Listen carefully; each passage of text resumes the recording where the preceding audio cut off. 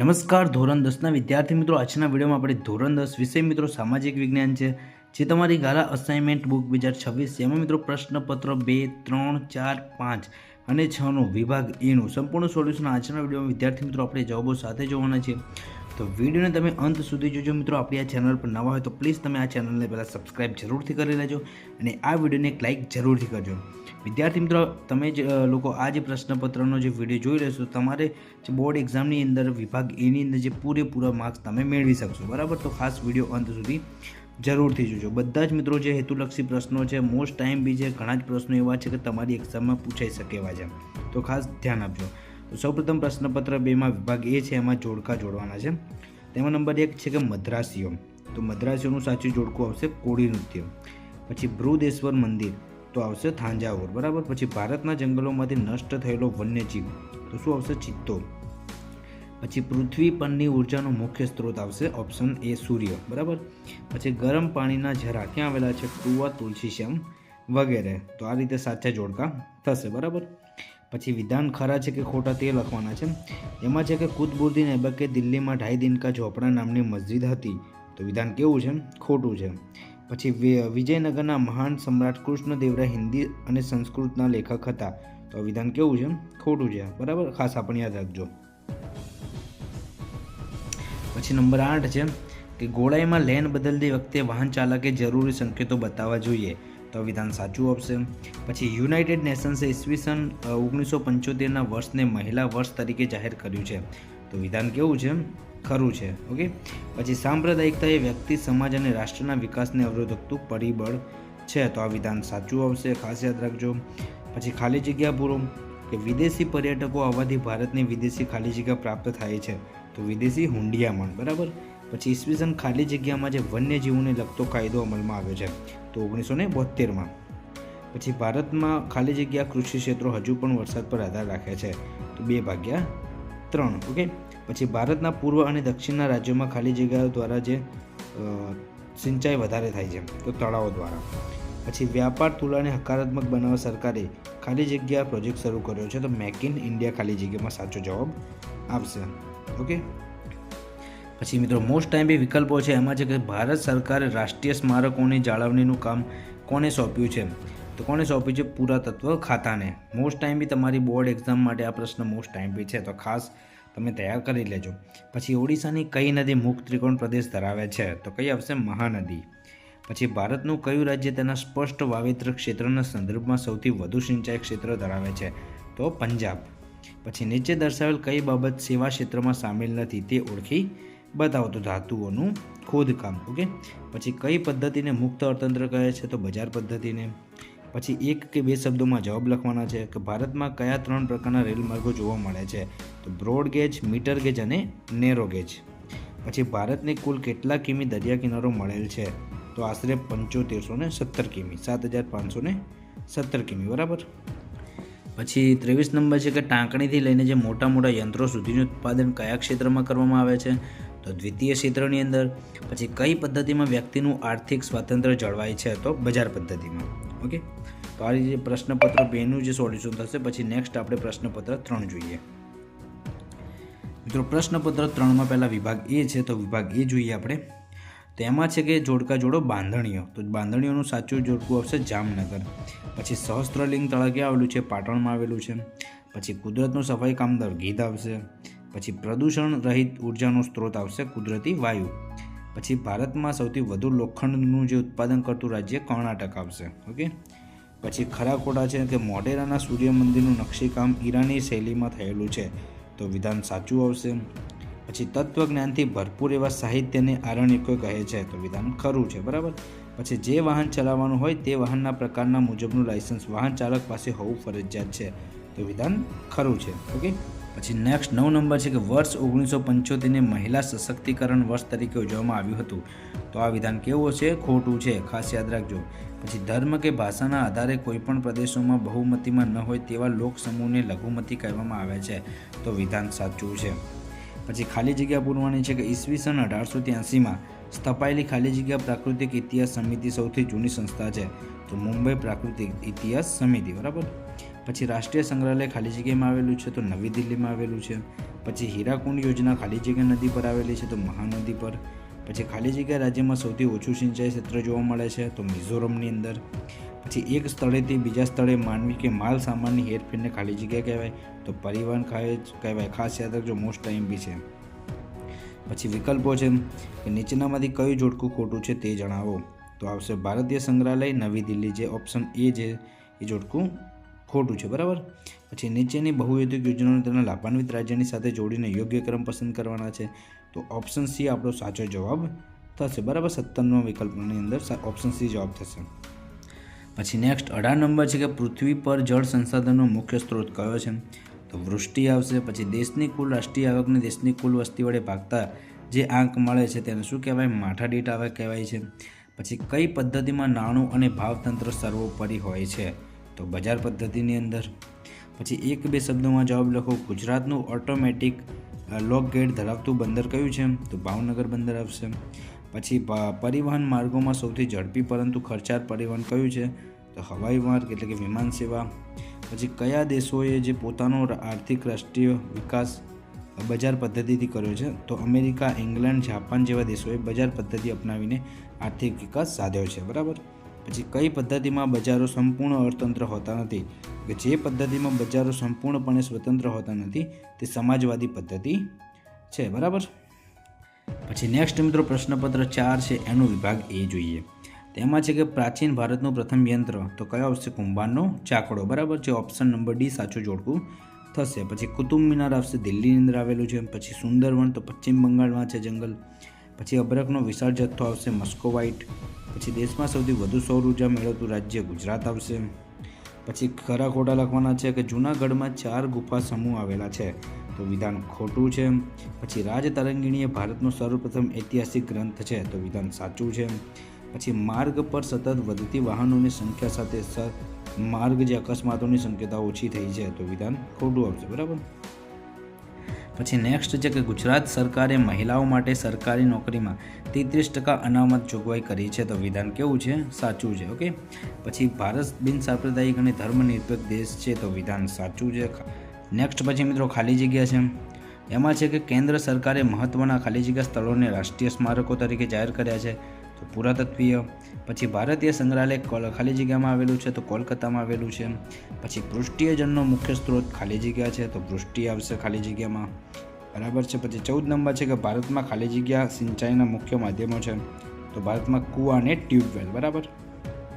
પછી ખાલી જગ્યા છે કે ખાલી જગ્યા નામની સંસ્થા ONGC અને રાજ્ય સરકારને હેલિકોપ્ટરની સેવા આપે છે તો પવનહંસ નામની સંસ્થા. ઓકે.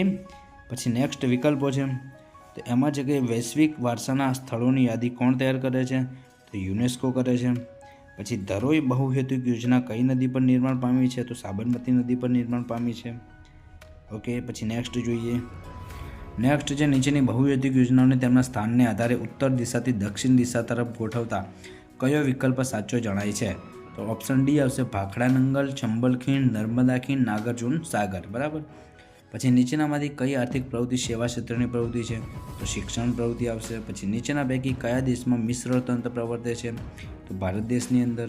પછી 1-2 શબ્દોમાં જવાબ લખવાના છે તો એની અંદર છે કે કઈ બાબતોમાં ભારતીય રેલ સેવા ઉત્તમ ગણાય છે તો ભારતીય રેલ સેવા એશિયામાં સૌથી મોટી અને વિશ્વમાં બીજા ક્રમનું સૌથી મોટું રેલવે નેટવર્ક હોવાની બાબતમાં ઉત્તમ ગણાય છે. ઓકે. પછી સમૂહ સંચારના 2 માધ્યમો કયા છે તો મુદ્રિત માધ્યમ અને ઇલેક્ટ્રોનિક માધ્યમ. પછી ઉત્પાદનના સાધનોની ફાળવણીની મુખ્ય કઈ 2 પદ્ધતિઓ છે તો ઉત્પાદનના સાધનોની ફાળવણીની 2 મુખ્ય પદ્ધતિઓ બજાર પદ્ધતિ અને સમાજવાદી પદ્ધતિ છે. પછી જે પ્રવૃત્તિનો હેતુ આવક મેળવવાનો કે ખર્ચ કરવાનો ન હોય તે પ્રવૃત્તિને કઈ પ્રવૃત્તિ કહે છે તો કે જે પ્રવૃત્તિનો હેતુ આવક મેળવવાનો કે ખર્ચ કરવાનો ન હોય તેને બિન આર્થિક પ્રવૃત્તિ કહે છે. મોસ્ટ ટાઈમ પ્રશ્ન છે તમારી બોર્ડ એક્ઝામ 2026 માટે તો ખાસ મિત્રો આ પ્રશ્ન તૈયાર કરી લેજો, બરાબર. પછી નેક્સ્ટ જોઈએ આપણે.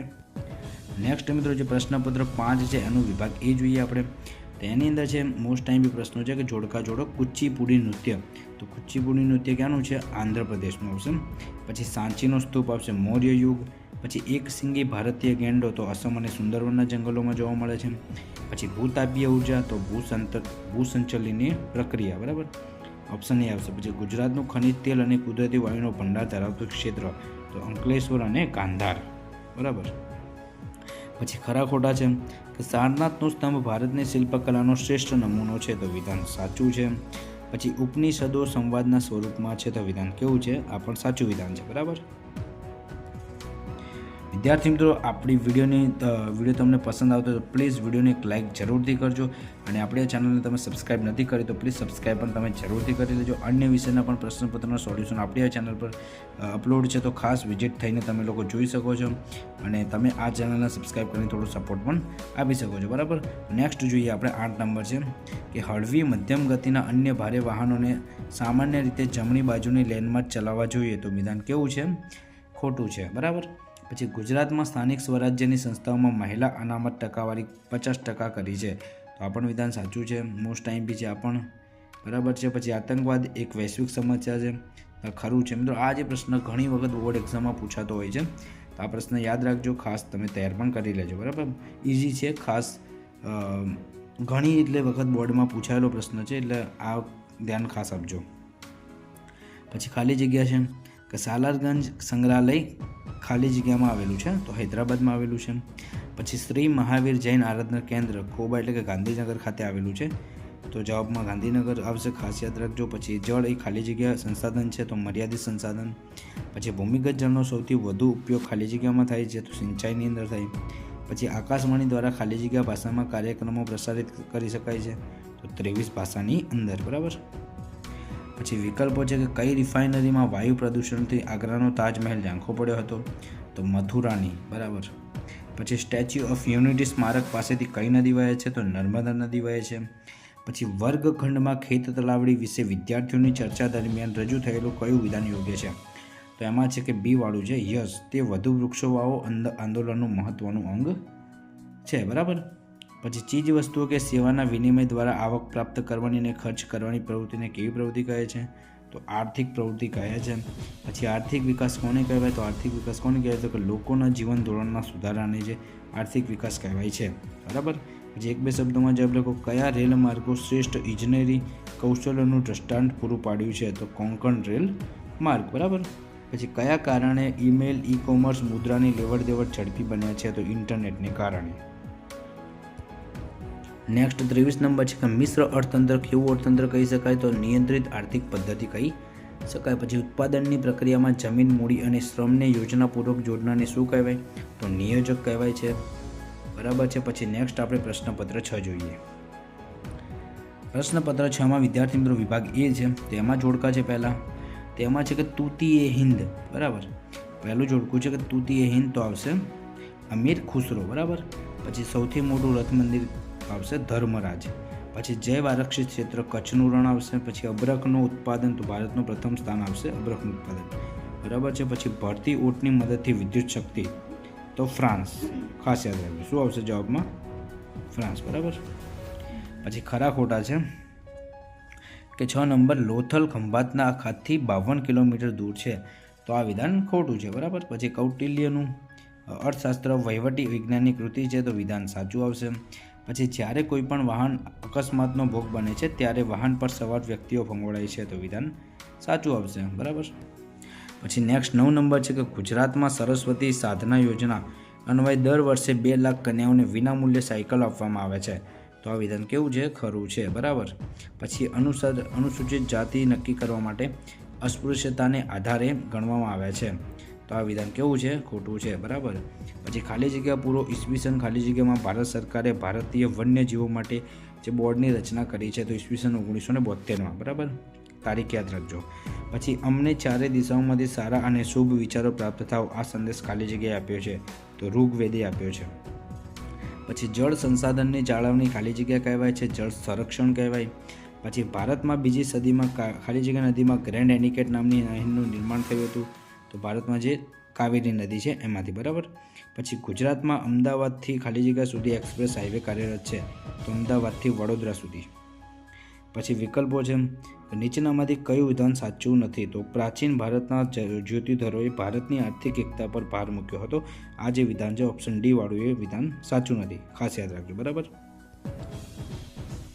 પછી 17 નંબર છે કે ભારતમાં લગભગ કેટલા ટકા જળ સિંચાઈ માટે ઉપયોગી છે? તો ભારતમાં છે 83% જળ, બરાબર.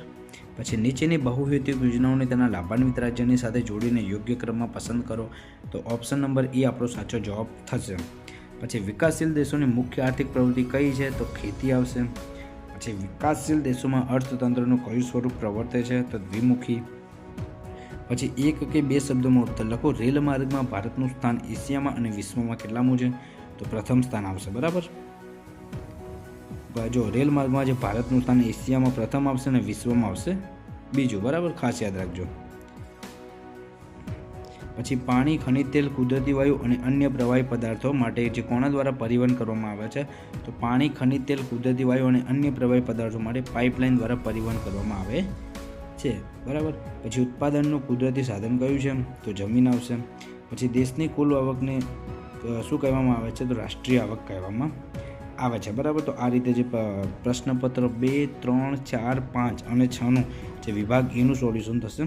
તો વિદ્યાર્થી મિત્રો, આઈ હોપ કે તમને આ વિડીયો ગમ્યો હશે. વિડીયો ગમે તો વિડીયોને દોસ્તો એક લાઇક કરો. ચેનલને તમે સબસ્ક્રાઈબ નથી કરી તો પ્લીઝ ચેનલને પણ તમે જરૂરથી સબસ્ક્રાઈબ કરી લેજો. અને વિદ્યાર્થી મિત્રો, અન્ય વિષયના પણ પ્રશ્નપત્રના સોલ્યુશનના જે વિડીયો જે આપણી ચેનલ પર અપલોડ છે તો ખાસ વિઝિટ થઈને તમે જોઈ શકો છો અને તમારા મિત્રો સાથે પણ આ વિડીયોને જરૂરથી શેર કરજો. તો thank you so much for watching. જય હિન્દ, જય ભારત.